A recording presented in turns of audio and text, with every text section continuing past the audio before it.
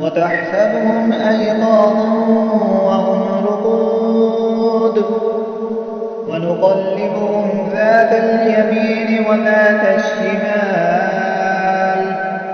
وكلبهم باسط ذراعيه بالوصيد لو اطلعت عليهم لوليت منهم فرارا ولملئت منهم رعبا وكذلك بعثناهم ليتساءلوا بينهم قال قائل منهم كم لبثتم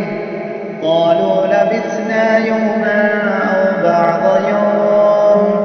قالوا ربكم أعلم بما لبثتم فابعثوا أحدكم بورقكم هذه إلى المدينة فلينظر أيها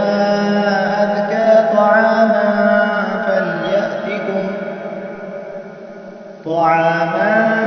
فليأتكم برزق منه وليتلطف ولا يشعرن بكم أحدا إنهم إن يظهروا عليكم يرجموكم أو يعيدوكم في ملتهم ولن تفلحوا إذا أبدا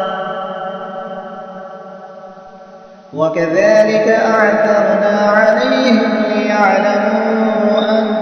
وعد الله حق وأن الساعة لا ريب فيها